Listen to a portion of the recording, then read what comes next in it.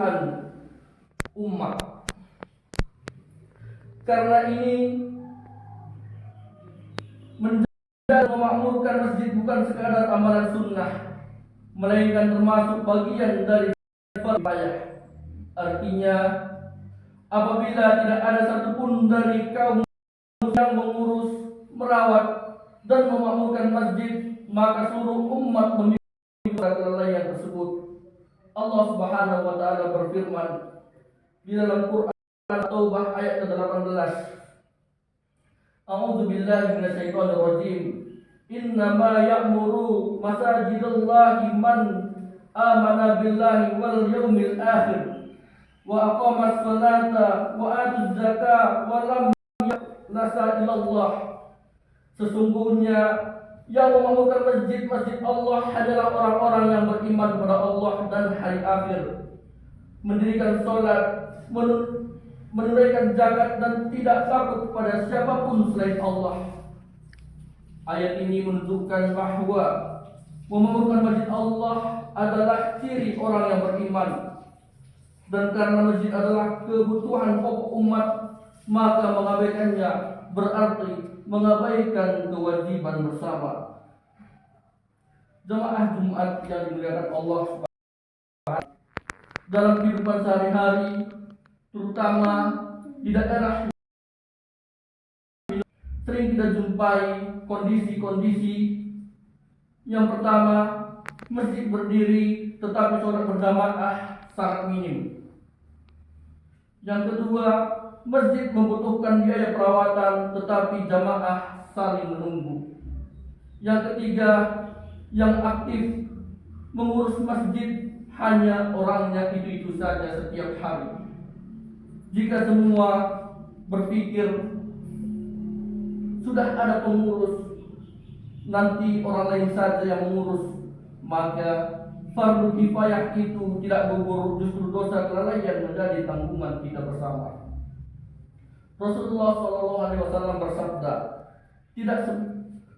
barang siapa menunjukkan kepada kebaikan maka mendapat pahala seperti orang yang mengerjakannya. Hadis riwayat Muslim. Mengajak, mendukung, dan membantu memakmurkan masjid meski dengan sedikit tenaga atau harta adalah bagian dari menunaikan fardu kifayah tersebut.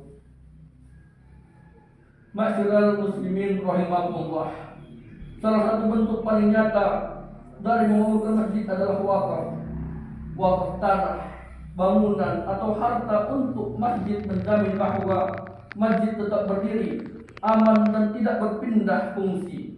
Rasulullah SAW bersabda, apabila anak Adam meninggal dunia, terputuslah amalnya kecuali 3 hal: sedekah jariyah, ilmu yang bermanfaat, dan doa anak yang soleh. Para ulama sepakat bahwa wakaf masjid adalah sedekah jariyah yang paling agung. Dan bagi umat minoritas, wakaf masjid adalah benteng keberlangsungan Islam dari generasi ke generasi. Ma'asyiral muslimin rahimakumullah, jika pertahanan kita roboh, hancurlah kita, maka itu adalah poin yang paling penting untuk kita renungkan. Wakaf masjid bukan sekadar harta, tetapi amanah besar di hadapan Allah. Terlebih jika masjid dibangun dari harta para donatur yang ikhlas, yang berharap pahala jariyah mengalir hingga akhir hayat. Ketika wakaf itu tidak dijaga, tidak dimakmurkan, atau dibiarkan terbengkalai, maka yang disia-siakan bukan hanya bangunan masjid, tetapi lebih daripada itu, yaitu adalah amanah umat dan hak Allah. Allah Subhanahu wa taala berfirman, "Innallaha ya'murukum an tu'addul amanah ila ahliha." Sesungguhnya Allah menyuruh kamu menyampaikan amanah pada yang berhak menerimanya. Harta wakaf adalah amanah kolektif. Pengurus, jamaah, dan masyarakat sekitar semuanya memiliki tanggung jawab sesuai kapasitas masing-masing. Jika amanah ini diabaikan, maka ancamannya bukan ringan. Rasulullah Shallallahu Alaihi Wasallam bersabda, setiap kalian adalah pemimpin dan setiap pemimpin akan dimintai pertanggungjawaban atas kepemimpinannya. Hadis riwayat Bukhari dan Muslim.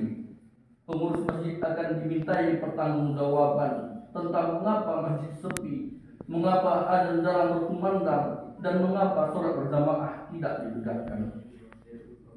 Padahal sarana telah ada dan donatur telah berkorban. Allah Subhanahu wa taala juga memperingatkan pada Quran surah Al-Baqarah ayat 188 yang artinya, dan janganlah kamu memakan harta sesamamu dengan jalan yang batil,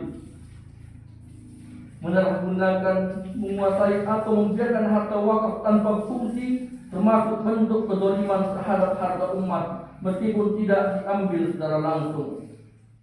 Maksudal muslimin rahimahullah, dalam kondisi seperti yang kita rasakan saat ini, masjid dibangun oleh donatur tetapi azan jarang terdengar dan sholat berjamaah nyaris tidak ada.